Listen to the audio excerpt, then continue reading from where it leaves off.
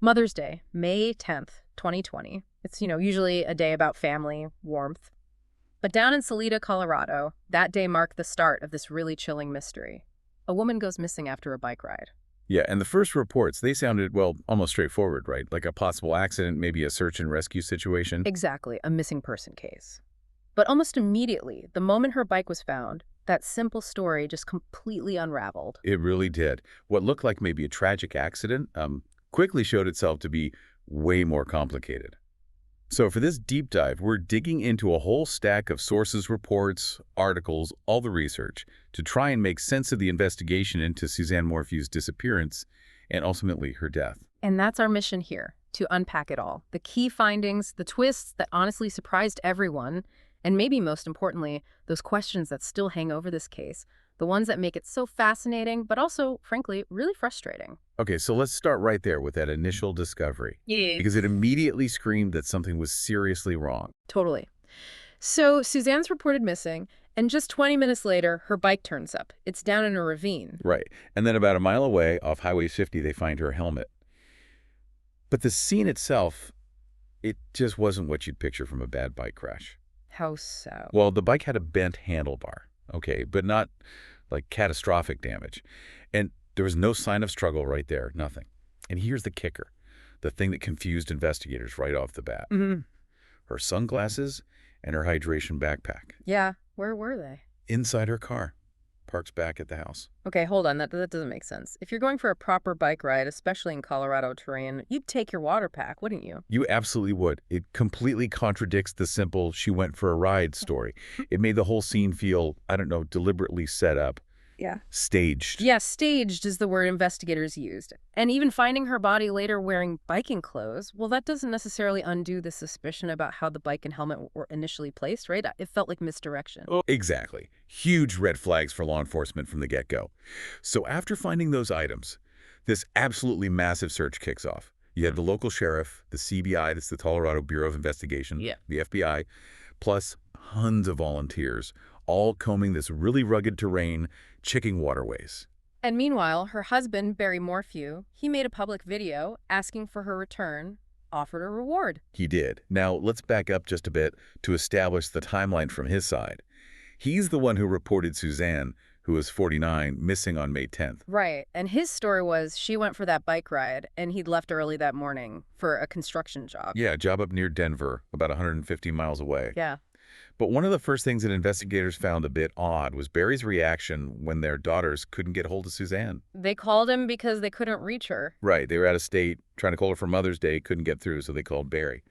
But instead of him immediately turning his truck around and heading back, What did he do? he asked a neighbor to go check on her. He asked a neighbor instead of driving back himself when his wife is unreachable on Mother's Day. That decision, yeah, relying on a neighbor, it just added another layer of scrutiny right at the beginning. Okay, so the scene looks staged. His initial reaction raises eyebrows. It makes sense the investigation quickly focused on Barry, his movements, his digital trail around the time she disappeared. And this is where the sources show some really compelling data. It really is. Barry's phone data showed him pinging around their home on May 9th, the day before Mother's Day. But here's a critical detail. His phone was put on airplane mode for 6 straight hours that day. 6 hours. That's a long time to be intentionally off the grid, especially out there. It is. And then they pulled his truck's telematics data, the GPS and system info from the truck itself. What did that show? Unusual activity. Both the night before, May 9th, and early morning, May 10th. His truck backed up right to the edge of their property's driveway around 9:25 p.m. Saturday night, and then the truck doors were open and closed repeatedly until almost 10 p.m. Okay, that's weird late-night activity. And then the exact same pattern happened again, early the next morning, May 10th. Between 3:25 a.m. and 3:52 a.m., doors opening and closing. Just hours before he supposedly left for Denver. Backing up the truck late at night, then again before dawn, doors opening and closing. What was his explanation for all this? And the 6 hours of airplane mode? Well, when they asked him about the phone being off on May 9th, Barry said he put it on airplane mode because he was, and this is his quote, shooting at chipmunks. Shooting chipmunks? Yeah, he described them as this constant nuisance he had to deal with. Does shooting chipmunks really require 6 hours of airplane mode? I mean, that explanation feels thin, especially given the truck data. That's certainly how investigators saw it, and it looks even more questionable when you consider what he did after he supposedly left for his job on May 10th. What's that? Surveillance video from Broomfield, which is near Denver, allegedly showed Barry making multiple stops at different places to throw away trash bags. Multiple trash stops? What was his reason for that? He said he was just avoiding landfill fees back home in Salida. Avoiding landfill fees by driving around Denver making multiple stops to dump trash bags. Oh. Okay, so you put it all together. The 6 hours off-grid, the weird truck activity backing up to the property edge at odd hours, the multiple trash disposals 150 miles away. It really does paint a picture, like the sources suggest, of someone maybe trying very hard to avoid being tracked and needing to get rid of something. Exactly. His explanations, the chipmunk alibi, avoiding dump fees, they just seemed like potential covers for what the data was showing, a pattern of concealment. Right. And while all this is happening with Barry's activity, what do we know about Suzanne's digital trail? When was she last heard from? Her very last known communication was a selfie she sent. It was to an old high school friend, a guy named Jeff Libler, at about 2:07 p.m. on Saturday, May 9th. Okay, Saturday afternoon. In her phone. Its last registered ping was around 4:23 a.m. on Sunday, May 10th. That's right in the middle of that second window of Barry's suspicious truck activity. And the phone itself? Never found. Vanished. So her digital life basically stops right when his activity ramps up in this strange way. Okay, so while the focus was on Barry's actions, investigators were also digging into another really crucial aspect, the state of the Morphew marriage. Yeah, absolutely. Because, on the surface, friends saw them as this sort of traditional couple. Barry the provider, hunter type, Suzanne the homemaker, raising the girls. But the investigation, it uncovered some serious marital problems. Lots of conflict, especially apparently about money. This potentially gives context, maybe a motive for all that suspicious behavior we just talked about. It really does. Text messages Suzanne sent to a close friend were frankly heartbreaking and pretty alarming. She texted that she felt no peace when he's here, and even more chillingly, that she did not feel safe alone with him. Wow, not just unhappy, but feeling unsafe. Exactly. These weren't just texts about arguments. They suggest real fear, deep discomfort in the relationship. And it wasn't just venting, right? Sources say she was actually doing things to leave him. Yes. The investigation found that months before she disappeared, back in January 2020, Suzanne had taken, quote, clear, articulable steps towards separation and divorce. She was serious about it. And did Barry know this? Oh, absolutely. She communicated it directly to him. Just days before she went missing, on May 6th, 2020, she sent Barry a text message. It read, "I'm done. I could care less what you're up to and have been for years. We just need to figure this out civilly." I'm done. That's pretty unambiguous. The marriage was over in her mind. Clearly. And she was telling him that. Now, there was another layer to this, too. Investigators discovered Suzanne was having an affair. With that high school friend she sent the selfie to, Jeff Libler. Yes, with Jeff Libler. They had reconnected maybe a bit over a year before, and had actually met up in person 6 times. Suzanne had sent Libler a text saying, "You're the only real love I've known, the only love I want." So it sounds like it was a significant emotional connection for her. Okay, but was Libler involved? No. Yeah. It's really important to state, Jeff Libler was thoroughly investigated. He cooperated fully, had an alibi, and was completely cleared by investigators as a suspect in her disappearance. His relevance is really about the state of the marriage and Suzanne's mindset. Got it. So Suzanne wanted out, she was telling Barry she was done, and she had this other relationship. How did Barry react when the police eventually confronted him about the affair? His reported response was quite something. He apparently said, maybe in God's eyes, this was his way of resolving something. His way of resolving something, referring to God or himself. Either way, coming from the husband of a missing woman whose marriage was actively dissolving because she wanted out, it's a deeply disturbing thing to say. Incredibly unsettling. Yeah. So you put all these pieces together, the marriage falling apart, Suzanne making it clear she wanted a divorce, the affair providing maybe more context or friction, and then Barry's really suspicious movements in that chilling comment. Investigators felt they had a strong, plausible motive. A motive for domestic homicide, possibly rooted in control, anger, possessiveness about her leaving. So with that motive taking shape and the data pointing fingers, the investigation moved forward. And almost exactly a year after Suzanne vanished, on May 5th, 2021, they arrested Barry Morphew.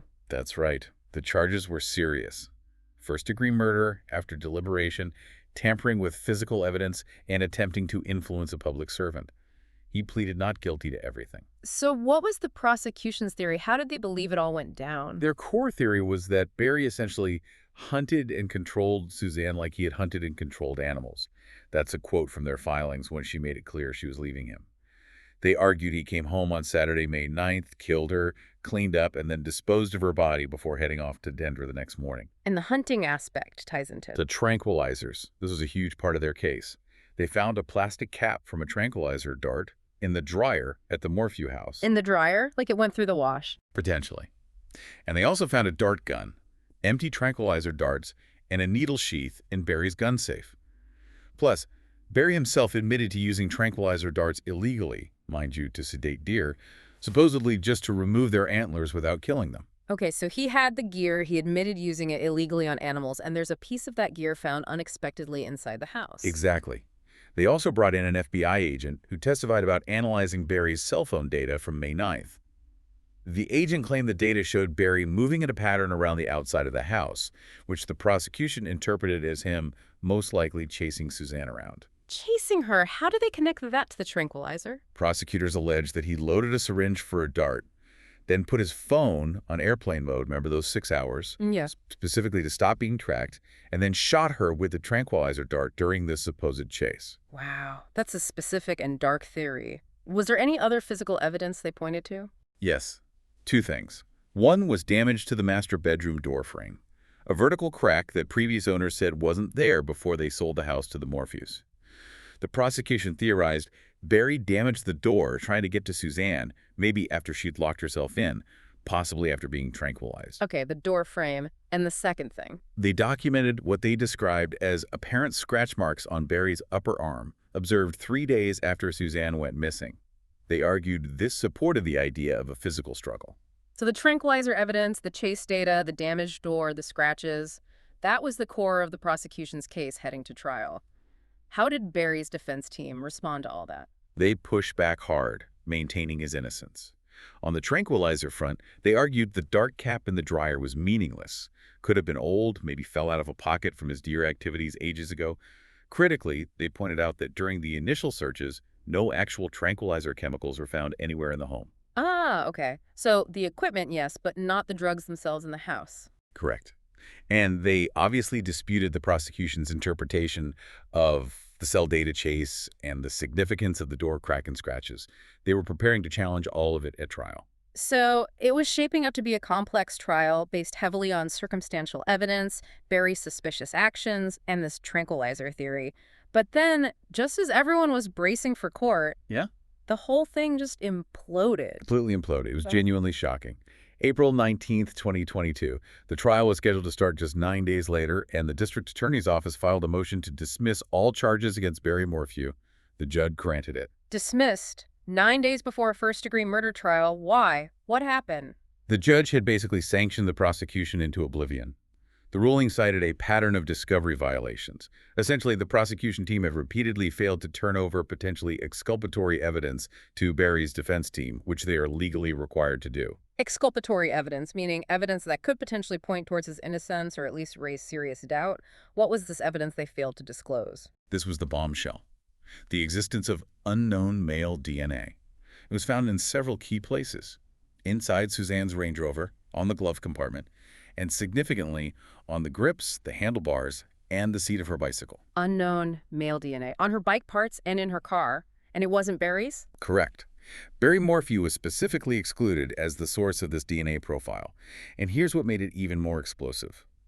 This unknown male DNA profile partially matched DNA from an unknown male suspect already linked to 3 separate unsolved sexual assault cases in other states. Wait, linked to sexual assaults in other states. Which ones? Tempe, Arizona, Phoenix, Arizona, and Chicago, Illinois. So DNA potentially belonging to a serial sexual predator is found on Suzanne's bike and in her car, and the prosecution didn't tell the defense about it. That was the core of the judge's finding that withholding this, among other discovery failures, constituted a serious violation. The consequence was devastating for the prosecution's case. The judge barred 11 of their 16 expert witnesses from testifying, 11 experts, including who? including crucial experts on DNA, vehicle data analysis, and cell phone data analysis. basically the pillars of their circumstantial case. It completely crippled their ability to present their evidence, leaving them with no choice but to request dismissal. That's Yeah. that's more than just a mistake. That sounds like a major breakdown in the legal process. It was seen as a profound systemic failure.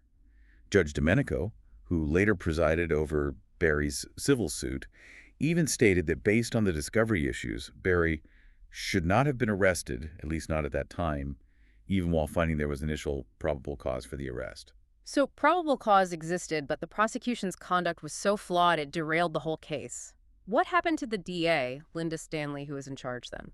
There were significant consequences. Colorado legal regulators later recommended she be disbarred specifically for ethical violations related to withholding evidence in the Morphew case. There were also other accusations, like secretly investigating the judge overseeing the case. Wow. And partly because of these controversies, but also crucially because Suzanne's remains were eventually found in a different county, DA Stanley is no longer involved. The jurisdiction shifted. And Kelly, the DA for the 12th Judicial District, where the remains were found, is now the lead prosecutor if the case moves forward. Okay, so the charges were dismissed, but importantly, without prejudice. That means they could be refiled later, right? Correct. It wasn't an acquittal. The door was left open. So the prosecution team was sanctioned. The DA faced disbarment proceedings. The case was dismissed, clouded by this unknown DNA. It seemed like it might just remain an unsolved mystery until September 2023. Exactly. More than 3 years after she vanished, a huge breakthrough. Suzanne Morphew's remains were found Where exactly?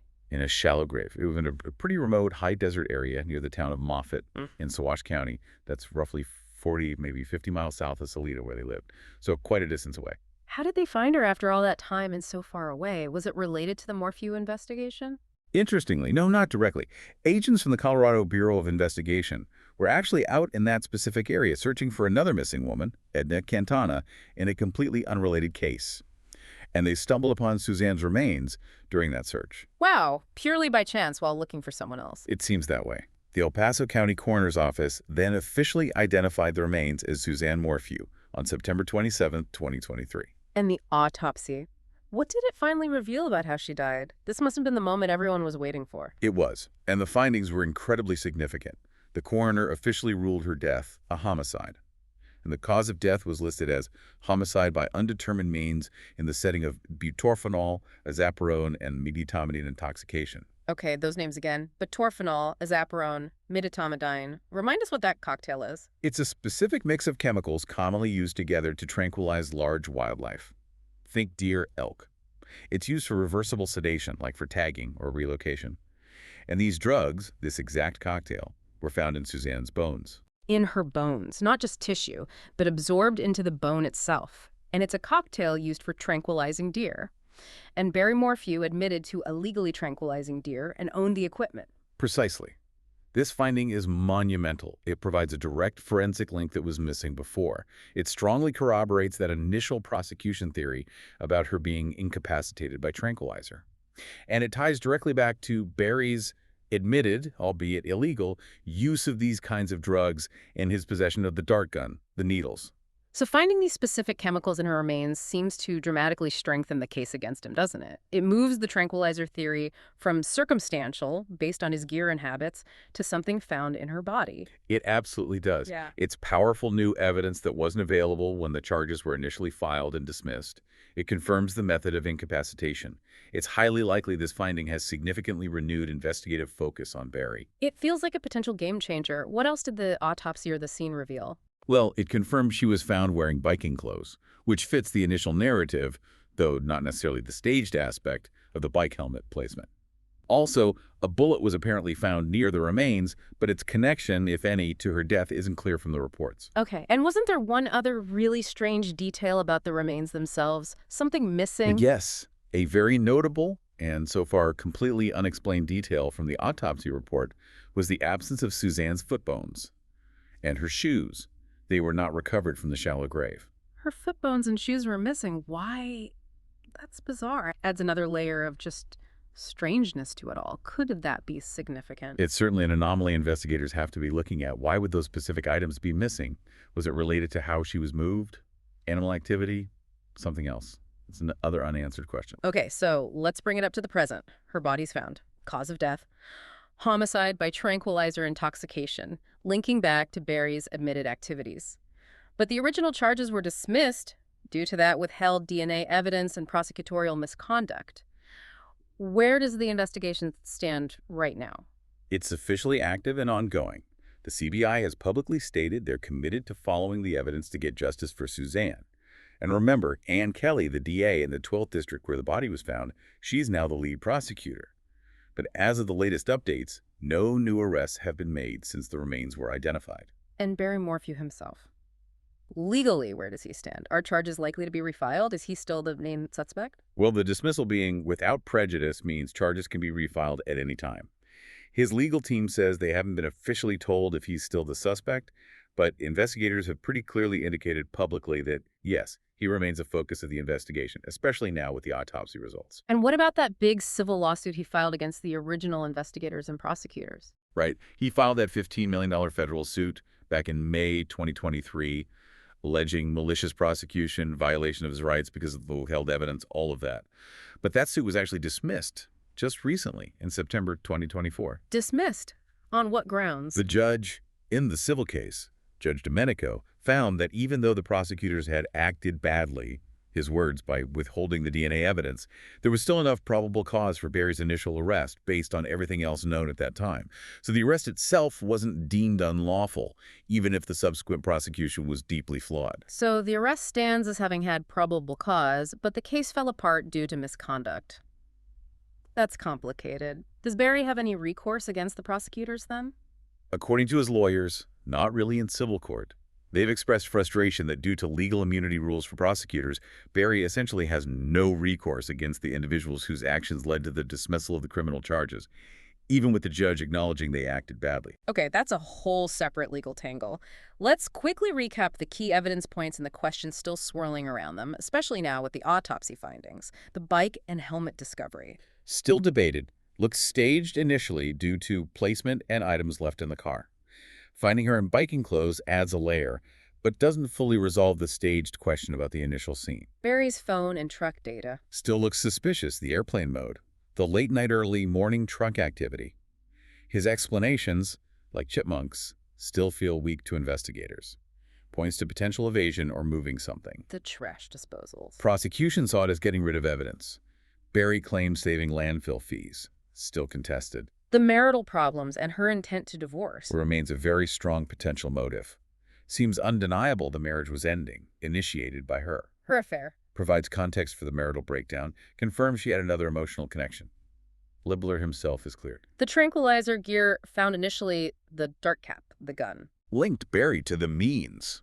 Defense initially downplayed the cap and lack of chemicals in the house. But now, crucially, the tranquilizer chemicals found in her bones. This is huge.